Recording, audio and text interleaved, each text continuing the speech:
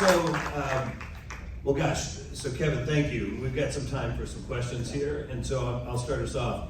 So much more than a class here, right? So much more than a master class. One of the things that we've talked about here is, so there's a book that I've referenced a few times that's called The Complete Leader.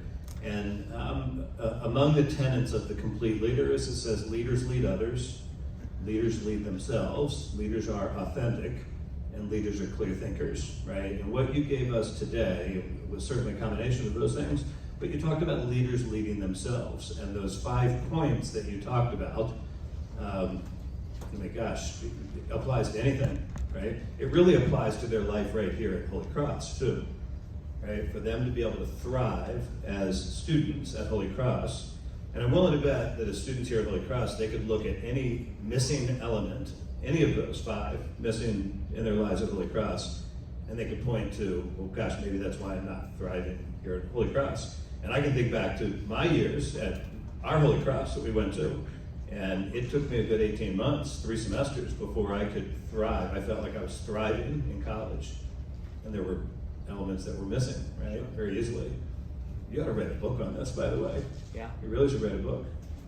You're sounding like Follow the Brand. You're tapping me There's on a the tap. shoulder. Yeah. So, one thing that I would say is everyone has a different chemistry. I mean, I learned this through my own depression too. In the trials, you find these things out, right? And to triumph again, or in your struggles, to realize your strengths again, you start to recognize things. So I would say everyone's chemistry is different. And some people over-index on purpose.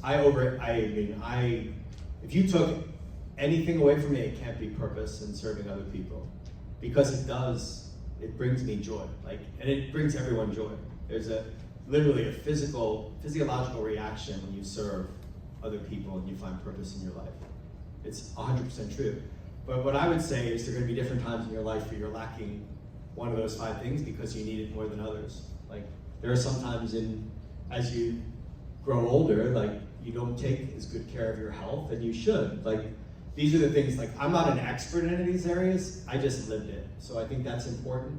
The other thing that I would say, 2 other things. One, in my world, we say leaders eat last. That's another thing. So we talk about this idea that your people come first. And I think this is something that we've lost.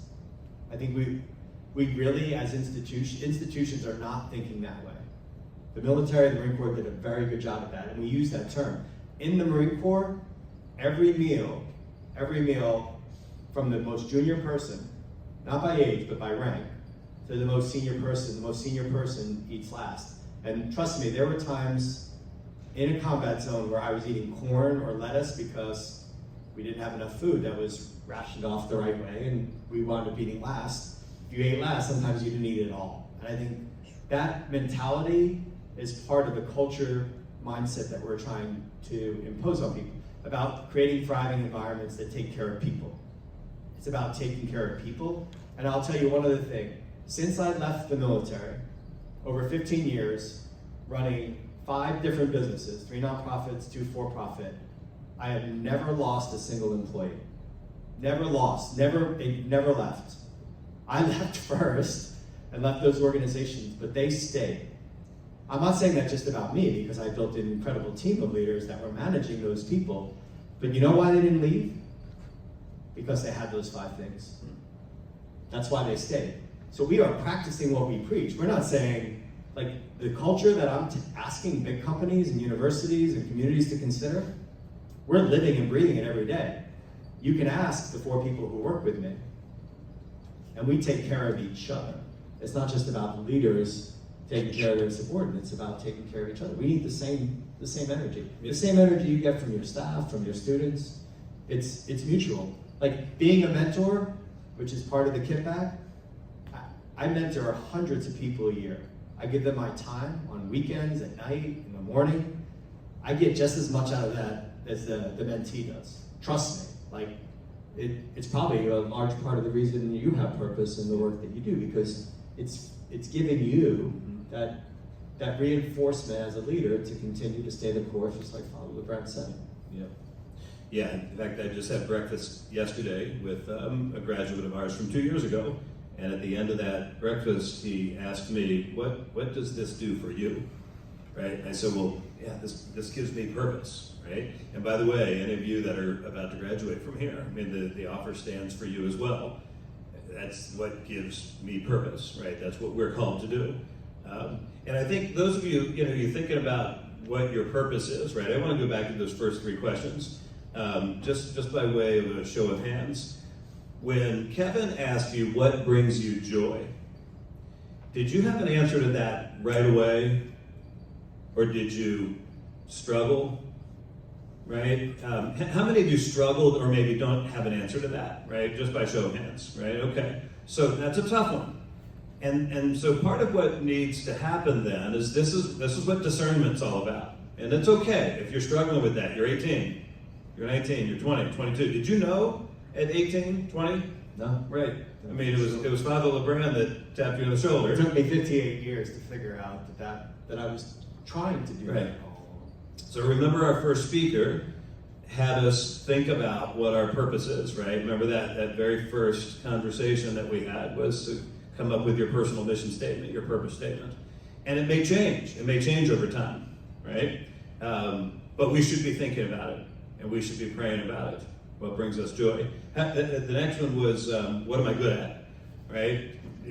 Did you how many struggled with an answer to that one, right? Just by a show of hands, okay? Yeah, right? And so that's pretty normal too. And I think that some of that might even be sometimes imposter syndrome. I think a lot of times we're a lot better at things than we think we are, right? We're a lot better at things than we think we are. And sometimes you'll discover just through trying, just by sheer effort, just by having courage to try things, you discover some things that you're good at too. Right? But this is also where, again, go back to discernment. This is where I think having a strong prayer life helps you to discover what purpose is, what brings you joy, what you're good at. And then the last one is, what does my community need from me? I think this goes back a little bit to the speaker we had, Jeff Shuck, from a couple of weeks ago, when he talked about the competence to see. Right? This is seeing what the community needs around us. Could be the community you live in, could be the community that you're in right here at Holy Cross, could be the community of the world that we're a part of, right? So any suggestions that you might have on how people can discover what brings them joy, what they're good at, and what their community needs from them? Yeah, so when we did this exercise in Philadelphia, I have a lot of sounding boards too. My own team, for example, the 4 people who work with me, mentors, and my wife and kids. Like, there are people that are very close to me that I feel I can ask them those questions, and I was actually surprised by a lot of the answers that my team, mentors, my wife and my kids said about me. I'm not saying that they're like, sometimes the answers you get aren't going to align with what you want to hear, but it's good input. I think that's something that on a campus, if I could do this, I do this exercise almost all the time with people I'm mentoring, because I don't think they're taking the time to think about it. I think on campuses, in the workplace, that there could be these exercises where people are helping people think through it. At the end of the day, I started this company in March of 2022, and I had the luxury of 55 years under my belt and figuring it out. And literally it took me that long to figure out that was an important exercise to do, and I wish I had done it earlier. I don't know how much experience and self-discovery you need about yourself, but I think leaning on other people right now is probably the best path forward for younger people to kind of think through those things, not on their own. Yeah, so part of that lesson is that their education right now is a process of self-discovery, right? And it's ongoing. Your internships will help you with this. Mentoring conversations with your professors will help you with this, right? So when we were at Holy Cross, I was a freshman, I was studying political science. And I took a creative writing course, and a professor named Professor Boyd stopped me after class, towards the end of the last class, and said, I don't know if you know this, but you're a really beautiful writer. Like, he told me that's what I was really good at. And I took it on board because it also brought me joy. I love to write creatively. I love to read. So I switched majors my sophomore year, and my trajectory at Holy Cross completely changed. I'm not sure I would have made it through sophomore year. But I think that like those touch points are the same thing I said about follow the brand. You have to listen for those things. If someone says that to you, if they're right, you don't only listen, you act on it. I think that was important for me, and it's the same sort of thing, right? It's in that moment. And I think as leaders, we have to stop and tell people too. Like, I don't see that happening to great effect anywhere I go anymore. And I was very fortunate in my life on campus, as a Marine, and throughout my life in my professional career after I left the Marine Corps in the private sector, where I had mentors and leaders that pulled me aside and said, you're really good at this. And in some cases said, you're not really good at these things either, and you need to improve those things. So I think it's on leaders, like you said, to spend more time telling people what they're good at, and recognizing that it's the kind thing to do anyway. Like, and if you see a talented person, right, you see it, stopping and telling them that, and this professor wasn't doing that with everyone, like I knew that, but it meant something to me that someone would take the time to do that, and it literally changed the trajectory of my life. That's not hyperbole. Everything that I do in life, my success in life was largely driven by my ability to communicate in writing. If he hadn't said that, who knows, right? So that moment, I think, is not, there's two parts to it. Leaders doing it more, and when you get those messages from people, don't just dismiss it. Take it on, reflect on it, and then scribble it down. It doesn't have to be right. It doesn't have to be in your what am I good at circle. You can put it underneath and say Professor Boyd, or Dr. Clark, or Kevin Schmiegel, because you don't know yet. And listen, it's a Venn diagram. So yeah, that could be there, but if it doesn't bring you joy, writing brought me joy. So there was an intersection in my mind. And listen, I get hundreds of messages every day on LinkedIn, hundreds of messages every week, where people say, what you wrote today changed my life. What you wrote today made a difference. What you wrote today resonated with me. What you wrote today stopped me from doing something really bad. So that's a follow the brand moment too. I have a responsibility every day. I wake up at 5 a.m. and I spend an hour writing my post on LinkedIn. Not because I really care how many followers I have. Because follow the brand is saying, hey, it's the same thing as Professor Boyd. So you have to listen to those messages. Yep. Yeah, I think one of the lessons in that, by the way, one of the lessons in that is follow Kevin Schmiegel on LinkedIn. If you're not on LinkedIn already, follow Kevin Schmiegel on LinkedIn. But also one of the lessons in that is the fifth thing that you pointed to is the kit bag, right? I've not ever referred to it as that. That's, I know, a military term. But really, I mean, you all are at that age now where you should be filling your minds with self-improvement, right? And what it is that you're feeding your mind is also feeding your soul, right? So feed it with good stuff, right? Feed it with good stuff.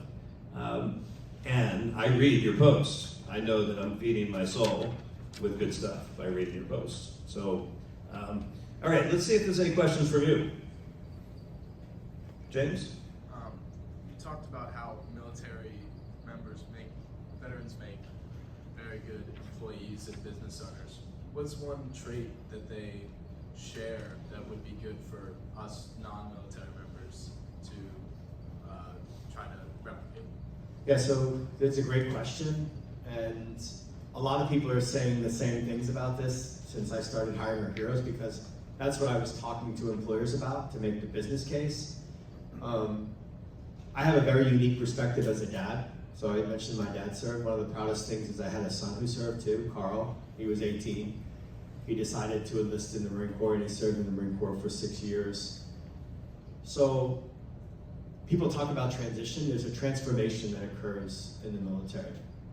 And literally for 13 weeks, my son, even though he had a 3.8 average in high school, he could have gone on to college, my son changed. Like, he was transformed into a Marine. I say to people all the time that you have to earn the title veteran too. That there's a rewiring that occurs for someone in the military. And I've thought about this a lot. There are a lot of basic things that are going on in universities, and I don't want to sound like the old guy on stage that said kids today, because it's not true. I fundamentally believe that young people want the same things that we wanted, to include purpose. People in the military learn to show up to work on time. They don't talk about remote or hybrid or these are fundamental things that they learn in the military through a process that breaks them down and builds them back up to be leaders.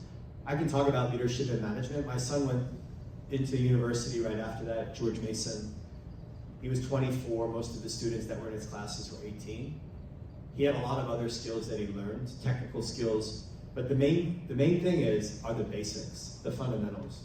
Showing up to work on time, putting in an honest day's work, like when a supervisor tells you to do something, they do it.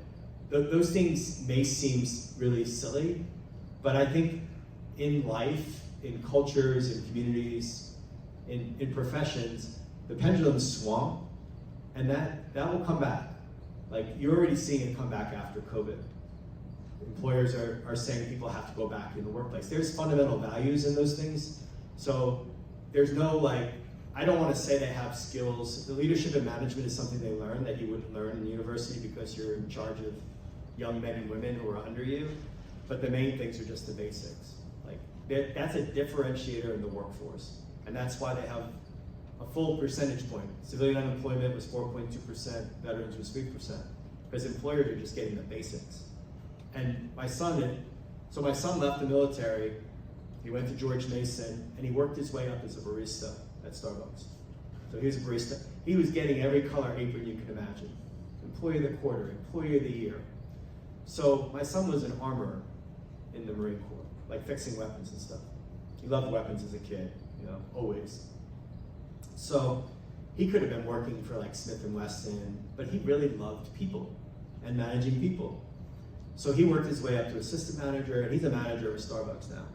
He's making $65,000 a year, and he's managing people. But he loves it. He loves hard work, and you work hard at Starbucks.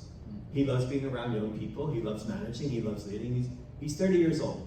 My son should own his own coffee shop, and he'd make a lot of money, but he liked the culture at Starbucks, so he stayed. The reason I'm sharing that story is not just about my son. It's that young people, after the end of the year, and they get their, whatever they get some kind of bonus from Starbucks, they leave. So towards the end of the year, around Christmas time, those young people are leaving, and my son has to go into work if someone's not there. So he's working 80 or 90 hours a week, and I'm telling him about those 5 things all the time, because I want to take care of my son. The reason I bring that up is there is a shift in the work culture, and my son now employs a lot more veterans. And guess what? They're showing up to work on time. They're not quitting at the end of the first year, taking a bonus and leaving. So, I don't think this happens under good leadership at a school like this as much as it does in other schools. But if I had one lesson to pass on that veterans bring to the workforce, to universities, and why they're most successful, is because someone tells them what to do, and they do it. Veterans are twice as likely to own a franchise than a civilian. In the franchise world, they'll give you a playbook, and they're not only twice as likely to own one, they're 97% more successful than their civilian counterparts in franchising because you get a playbook. In the military, you get a standard operating procedure, you follow those, and you're successful. So what I'm saying is that's a shift, right? It's like if you give someone a curriculum and you say, if you give them a syllabus and say, if you do these things, you'll get an A. Everyone should get an A. Just do those things. It's the same thing. So I would say, as you're looking towards the rest of your time here as a student, as you're looking to the future, go back to the basics and think about the basics, and you'll be an outlier in society. Yeah, and I'll even use this moment to say, these folks here, look, this class It's a 1-credit class. It meets 7 times on Friday afternoons Yeah. during football Friday. You guys are outliers. And these folks are outliers, right? I mean, they said yes to this, right? I mean, it's really pretty impressive. I'll also say that as an employer, right? You talk about a playbook. If I, as an employer, can create a culture that does these 5 things, right? I mean, it's going to help me to create a thriving workplace culture where people are going to be happy, they stay, right? And a thriving workplace culture also means a thriving environment for these students to thrive in. It's infectious. It's infectious, right? And so, great lesson for all of us that want to start businesses too. And some of your families own businesses, right? It'd be nice to take it back to your families and say, yeah, look at this. This is the kind of culture we want to have. I know there's a couple of parents in the room that own businesses as well. So, yeah. Any other questions? Anybody else? So, Now that you say it's Friday afternoon before a game, I'm surprised we got one question. You get your tickets, right? We Yes. exit them? Good, okay. You mentioned using military traits to have a competitive edge on your opponents. You talked about, using these traits, you can make great strides. How do you keep your competitive edge? This is a personal question for you, while also remaining humble and trying to follow Jesus Christ at the same time in such a competitive real world we live in? Yeah, so there's multiple things that I want to say in answer to that question. One of my biggest frustrations in corporate America, in the nonprofit sector, in the university, is people compete and instead of collaborate. I believe that the greatest change you can make is by serving and working together, shoulder to shoulder. So I think that's a big problem across any field. Everyone is competing with one another when they could realize greater change. There's a great book by Stephen Covey where he talks about abundance versus scarcity. I believe in abundance mentality. I think my whole life has been driven by getting people to believe in what I believe. And I think authenticity wins the day. So I recognize that not everyone's gonna like how I say things, what I say, because I come across very bold. I'm an introvert. I hate speaking publicly. Like, I wear a hat because it's my cape without the E. Like, I wore a uniform, I had an identity. So a lot of people will see me in this setting. I know who I am. So I know my faith, and I know that people like Follow the Brand are looking down on me, and I'm making them proud. Because the work I do has nothing to do with making money. It has everything to do with making a difference. And I think I want to be successful in what I do because I'm driven by making change. So to stay humble, I think sometimes I come across as my passion gets mistaken for ego or pride or all these things that we shouldn't have, when it really is just a cover for me trying to overcome my own fears, my own insecurities, and getting people to believe like I do and doing what I do. So I don't know if that answers your question fully, but I grew up in a big Catholic family. A lot of people ask me why I served in the Marine Corps and why I continue to serve. Clearly, I had a father who served in the Marine Corps, and that influenced me. The reason I served is because of my mom. Like, every day we would do something with the church. Every weekend we were always serving. My mom was always involved in the community and serving. So when everyone thinks, oh, he served as a Marine because of my dad or because of my mom. So everything I do is deeply rooted in faith. All 5 of our employees are devout Catholics. We give our time. We practice holy days. We don't listen to what everyone else is doing. That's the other nice thing about having your own company. And we support one another to go to Mass, to be with our families. We invite each other to, like, my business partner, I'm his middle son's godchild. He's my my youngest son's godchild. So there's that connection outside of work. And I think, listen, service is foundational to family, it's foundational to faith, and it's foundational to our future. I use all F's in that because it helps me remember. But faith could be up there too. When I say health, physical, mental, spiritual, emotional, the spiritual side of it, our faith, we do not take clients that don't share our values. So everything that I'm doing, I've walked away from companies, the biggest companies in America, like Fortune 20 companies, that were not practicing the things that we talked about. Like I said to them, we're not working with you. And I could name their names, I'm not going to do that, but we decide. It's the same thing about thriving. I say to young people all the time, you decide where you go to school, who you work for, where you're running your small business, which nonprofit you give your time, talent, and treasure to. Everything you do in life should be based on your values, and you should align with things that you want not only to accomplish, but you want to help others to accomplish, which goes back to the part that I said about competition versus collaboration. I went around in circles there. Yeah, it was good. Really good. Where did you come up with the name ZeroMils? So great question. So ZeroMils is actually a term of science and really of art that describes a state of perfection that you achieve to make a maximum impact on your targets. So a few professions in the military use this. Both my business partner and I served in an artillery battalion. And snipers use this term too. They talk about zeroing their weapon because every weapon shoots at a different speed.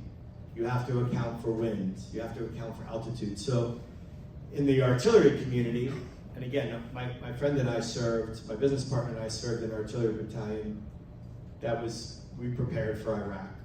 Both of us left before the battalion went to Iraq, but there's a connection in the name with our history. So we always say our history is our future. So ZeroMils describes what we do with organizations to help them get to a state of perfection to achieve maximum impact on their targets. But in the artillery community, there are 6 cannons. These are gigantic, everyone knows what a cannon is, right?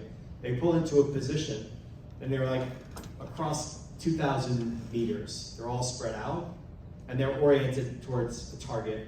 So when you go into the position, all 600 men and women now, when I was a Marine, they were just men, but men and women are doing this incredible orchestration where they're zeroing the weapons.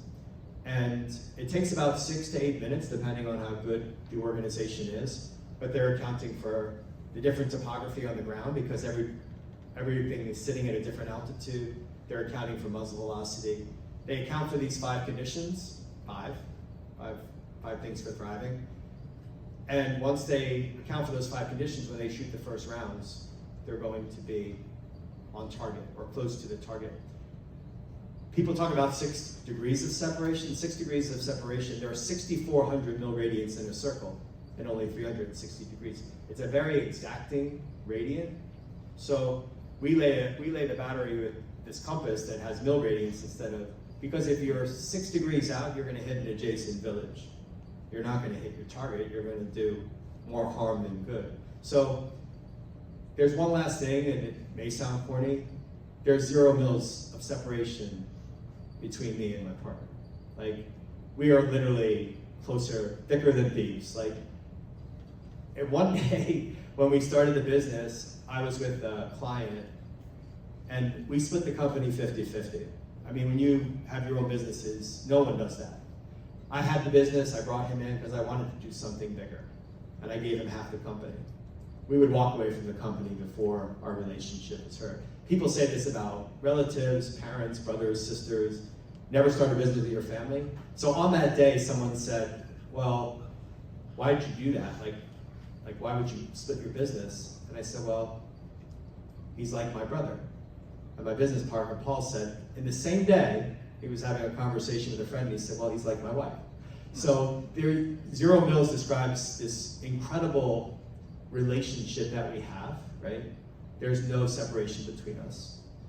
I mean, we argue about lots of things, just like I do with my wife, but I love him, like, more than I love him deeply, and he loves me that way. So you can't describe that to someone unless you have seen the worst of times together. So again, like, there's so much to the name. When we were first starting the business, we were in his house and we were working with our previous CMO from our last nonprofit. We were going to hire her and give her equity in the company. And we were thinking of all these names with like Latin words and Greek words, like the Marine Corps motto is Semper Fidelis. It means always faithful. So we were Semper in this and Fidelising that. And she's like, listen guys, Come up with a name that means something to you that allows you to tell a story, right? So we went downstairs, and I probably shouldn't say this, but we had a glass of bourbon. We both like bourbon. It's Woodford's, it's my favorite bourbon. I shouldn't say that, right? So anyway, I'm sipping on this glass of bourbon, and I looked at it and I said ZeroMils with a big smile on my face. And two grown men in their 50s are literally jumping around high-fiving each other because we knew we had the perfect name. If you look,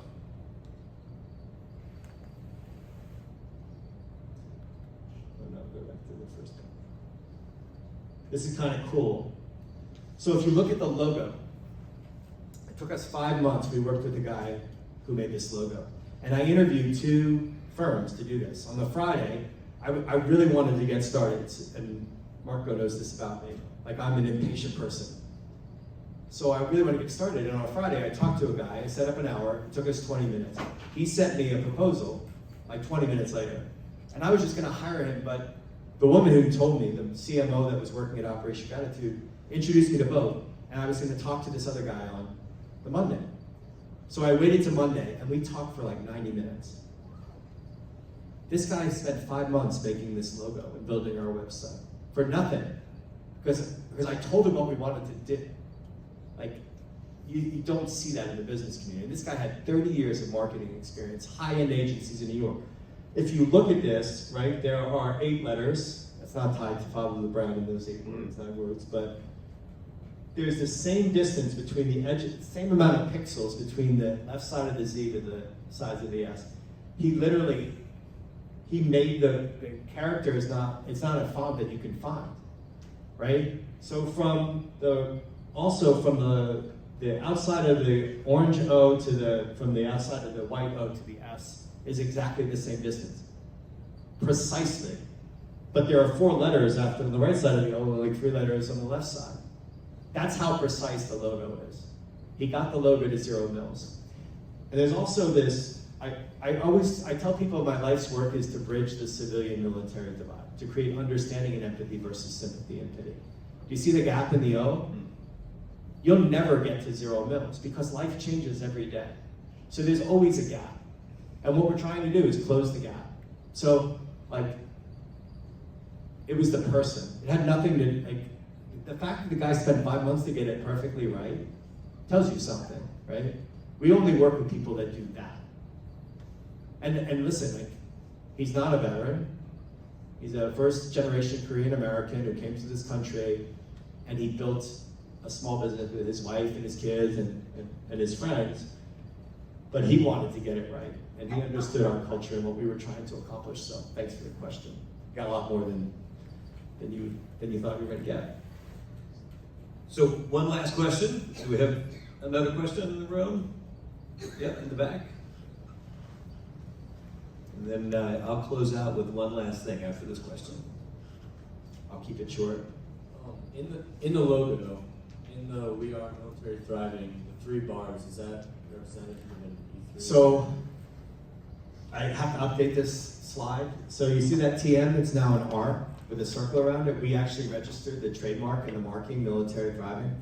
So we own the brand, and it's very intentional. So across America right now, there are hundreds, thousands of universities and companies. In their signature block, they have military friendly.